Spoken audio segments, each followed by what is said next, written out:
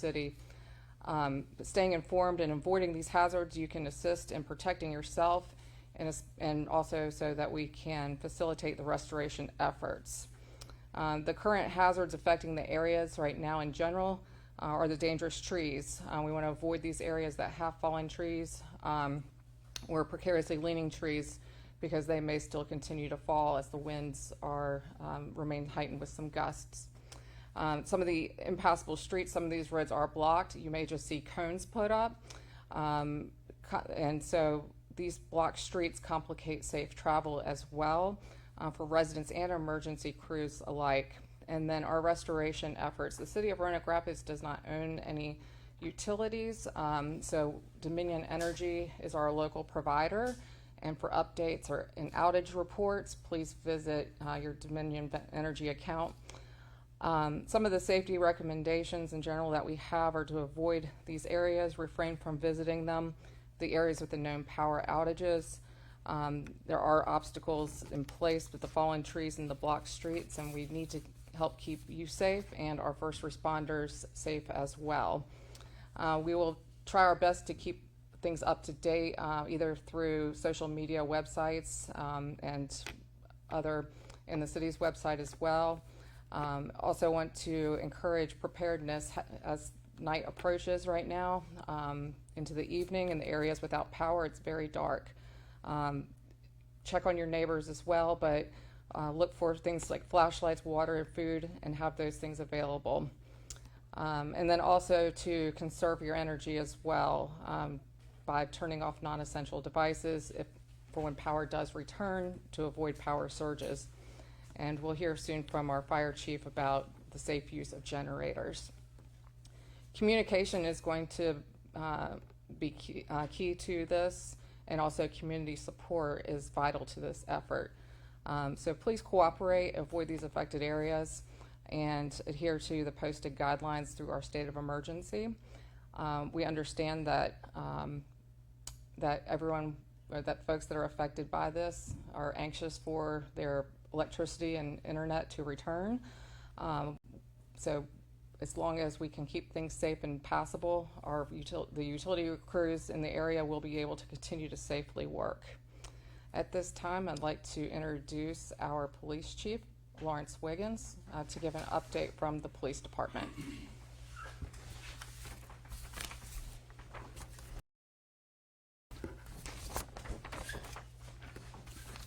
Thank you, Ms. Trainum. As the police department wants to remind travelers that if you approach an intersection and the traffic light is out, please treat it as a stop sign, as you would a four-way stop or a three-way stop with a posted stop sign. It's important that we take a moment to think about what we're doing when we're traveling to avoid any unnecessary traffic collisions. Emergency resources have been taxed already due to the initial response last night with the sheer number of firefighters and law enforcement that were out responding to emergency calls that were coming in real time. Another thing is later on, you'll hear from the mayor, who will discuss the curfew situation. I want to remind people, as the city manager said, if you don't need to be out, stay home, especially in areas where the power outages are most prevalent. It's important. It's important simply because people, when things are scarce, or interruptions to their daily lives occur, people tend to become defensive, and we don't need any unnecessary situations occurring. It's important if you are in a situation where you need help or you need resources, or you have an emergency, or you have a situation and you're not quite sure, you can try to reach out to the Roanoke Rapids Police Department. You could do that by calling the Halifax Central Dispatch, and we'll be able to help you navigate whatever the situation you have going on in that regard. With that, I don't have anything else. I'll turn it back over to you. Introduce Fire Chief Jason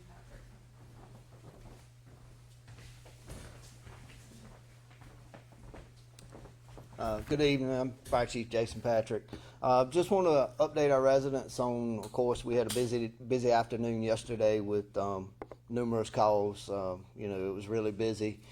All the fire department at this point is back sound. Everything seems to be okay. We're still without power at our main station at this point. They're still on generator power. But some of the things that they were running into, of course, was trees down, trees on houses, carbon monoxide, fire alarms, things like that. Today, we just like to recommend or to suggest to everyone, we know you don't have power and you have generators. And so we want to make sure that you take those safety precautions. Have your generator set out away from the house. We don't need you carbon monoxide making its way into the house. Try to make sure your carbon monoxide is working properly. Also make sure that it's not in an area where it's going to get wet. And most importantly, another important thing too is when you get ready to refuel it, let it cool down before you go to try to put gas back in it. That's the biggest thing that we have at this point as far as safety from the fire department standpoint. Just please be careful. Keep the generators away from your home. Have them run out away so those carbon monoxide fumes do not get inside the home. Thank you. Thank you, Jason. This time we'll introduce Kelly Daughtry, our Parks and Recreation Director. Good evening. I'm Kelly Daughtry, Parks and Recreation Director for the city. We have assessed a lot of our parks and our facilities, and as far as our facilities go, there is power at TJ Davis, the library, Kirkwood, and Challoner. Joe Story and Lord Andrews do not have power, and the Canal Museum does have power. So we will try to update, especially on the Roanoke Rapids Recreation Facebook page, as far as how we're going to open on Monday. It depends on whether we have, power at those facilities or not, but we will keep that updated. We were able to open the library today for a few hours just for people to go and charge their phones and that sort of thing, and maybe just sit in the cool, because I'm sure people's homes are very warm at this point from being without power for so long. As far as some of our major parks, Chalkyot Park seems to be okay. There's a section of the trail closed at Emory Park. There are some major tree issues in the back section of the trail, and that has been roped off. We do appreciate the Forest Service and the fire department going over there and kind of helping us with some of that and getting that roped off so that people know not to go back there. That may take a while for us to be able to clear out. So we have some other trails and things, or they can come to TJ Davis if they need to walk, but that is not a safe area. The Roanoke Canal Trail is closed. There are trees up and down that trail. That is something that, we do want to give attention to, but it may not be what we are able to give attention to as of the first priority. So we will try to announce when that trail will be back open. And we also had a playground that was damaged at Rochelle Park, and we worked today to try to get some of the trees off of that and rope some of that off. So we have worked today to try to go through and make things safe, because people, if their lights are out, they may not want to sit inside and they may want to go to a park. So we try to get the areas as safe as possible. At TJ Davis, that whole complex from Smith Park to Long Park, there are some branches and some trees down. But like I said, TJ Davis was open today, and we anticipate working on a normal schedule on Monday. So, if you have any questions, you're welcome to call 252-533-2847, and that should get you to an extension to any of our facilities, and we can certainly update you, but also the Roanoke Rapids Recreation Facebook page is where we'll try to keep everybody updated. Thank you.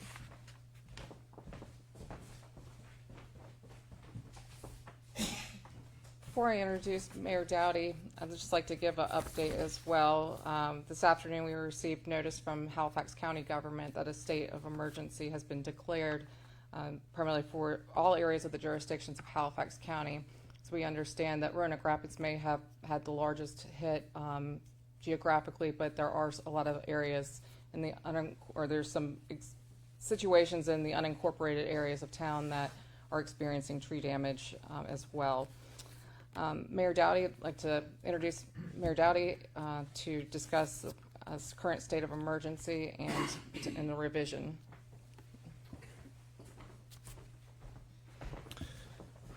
Thank you. Before I read this declaration, I'd like to say things could have been much, much worse. So the statement, state of emergency declaration, this is the first revision from the city of Halifax County, experienced widespread damage as a result of a severe storm at approximately 6:30 on Friday, May 16th, 2025. This resulting in conditions endangering the lives and safety, health, and welfare of the people within the city. And whereas the storm has damaged public and private property and disrupted essential utility services and systems, the storm damage constitutes a state of emergency as defined in the North Carolina General Statute 166A 19.36 and 166A 19.319. And also certain measures are necessary to be able to ensure the protection and the safety of the citizens and to coordinate the emergency service response among state and local entities and officials. Therefore, let it be resolved that the City of Roanoke Rapids, by the Mayor, Emery Dowdy, has proclaimed a state of emergency applicable to the city limits of Roanoke Rapids as of May the 16th, 2025. The state of emergency shall be enforced until further notice. So item 3, public safety curfew. The curfew will run from 11 p.m. until 6 a.m. each day until further notice. The state of emergency hereby discourages the travel upon any public street or alley within the city limits or any other public property except those listed as follows. Those in search of medical assistance and or other commodity or service necessary to sustain the well-being of themselves or their families or some other member, therefore, and of law enforcement personnel, public safety personnel, public utility personnel, firemen, medical employees such as doctors and nurses, the employees of the hospitals and other medical facilities, media employees, public transportation companies that are essential to the preservation of public order and to immediately serve the public safety, health, and welfare, the needs of the people within the city. This statement is revived today, the 17th day of May, 2025. Can I make a couple of more comments? I'd just like to say most of what I would have said has already been said by the department heads. I'd like to say that I'm very proud that our officials have done a very good job. They've worked tirelessly. We've also been very fortunate to have many entities from municipalities, from the state, from power companies, private companies. We just had a lot of people that have reached out and helped us be able to get through this situation with much less difficulty than it would have been had we had to share it all on our own. It's obvious that we had a good plan because we have made tremendous progress. I was talking to the city manager about when I stood here back in 2012, when in 2011 when Hurricane Isabel came through. I think it was considerably worse then, but it had been years and years since we had had a storm of that caliber. But we had a good plan then, and we were able to get through it with as little uprising, not uprising, but just as little of discomfort in our community as possible. It was a stressful time for everybody, but I believe in saying that, you know, when you have difficult times, you emerge as a stronger community, people helping each other and helping us get through this, which we will get through this also. Thank you.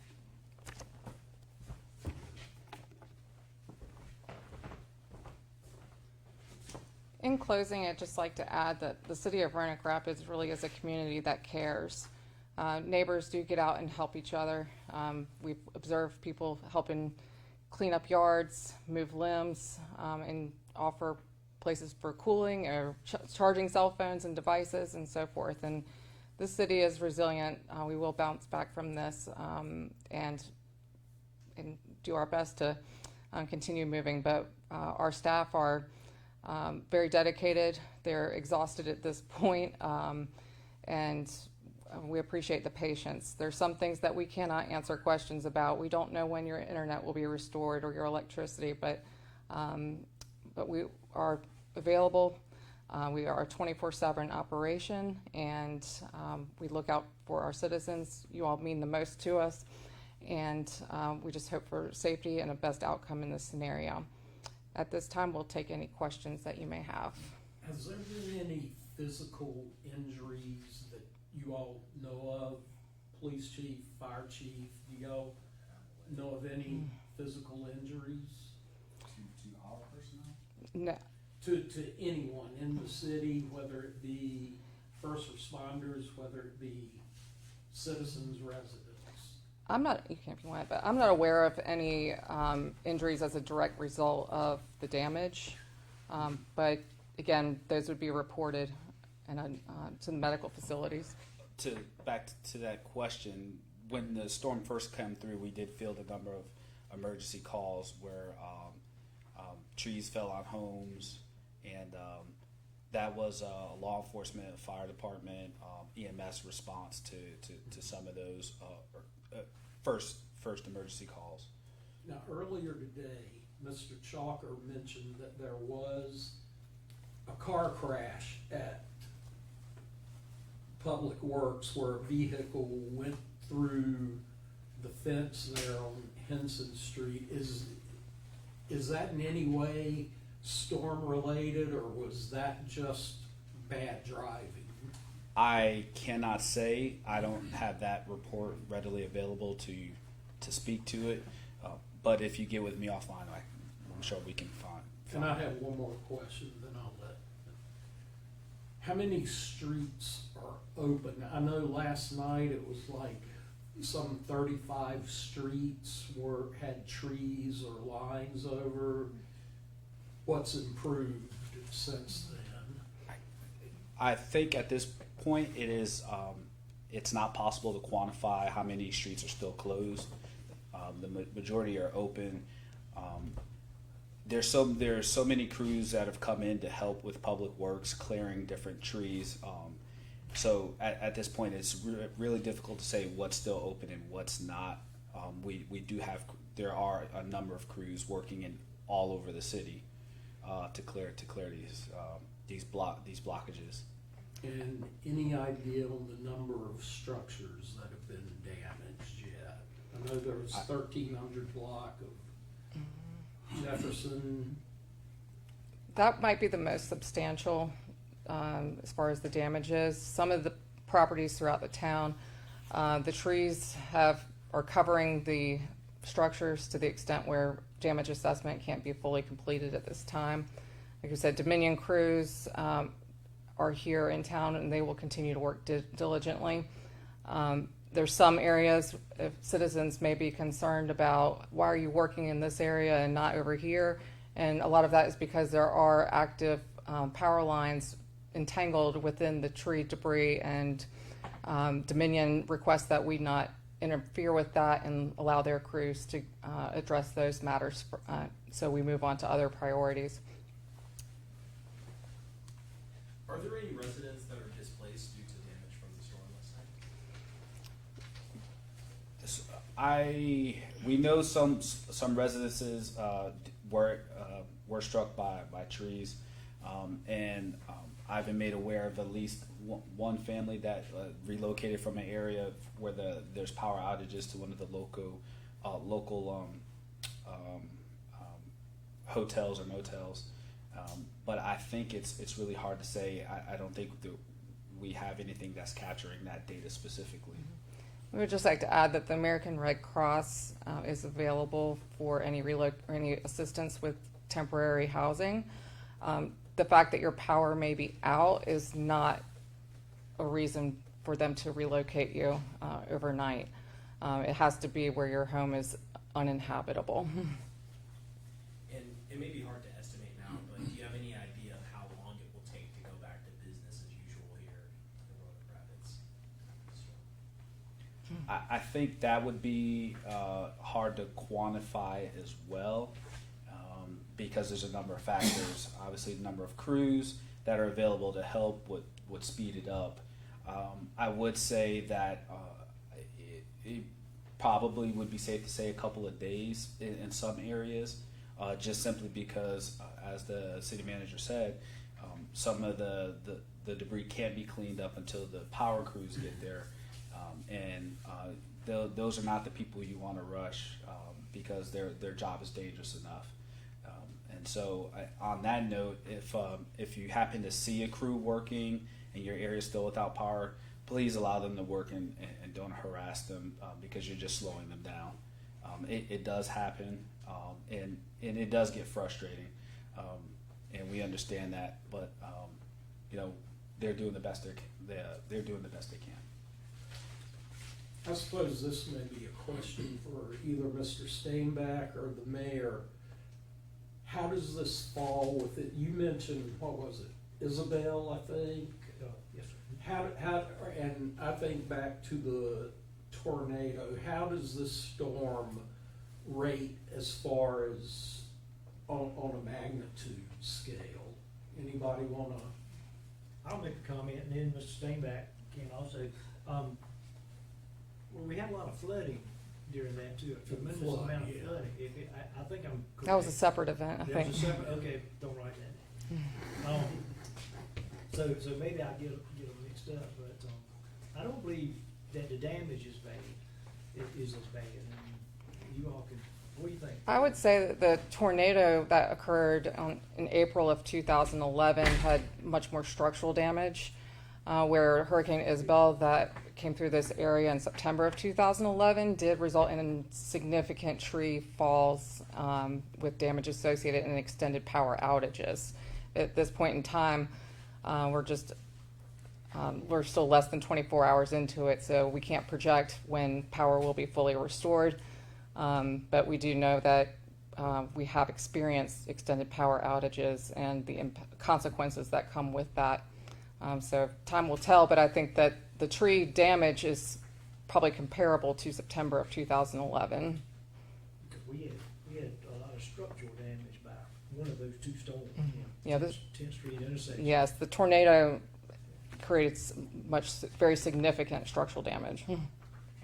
And will this make you, declaring the state of emergency, I know it's for the protection of the people, but there's also, if I'm right, there's possibility of some sort of state funding or anything? Will y'all be seeking any state, federal help money for the cleanup efforts? That's a great question. Absolutely, we will try to seek any reimbursements that would be possible. This event is costing the city in overtime dollars and fuel and personnel costs, hauling and disposal of the debris.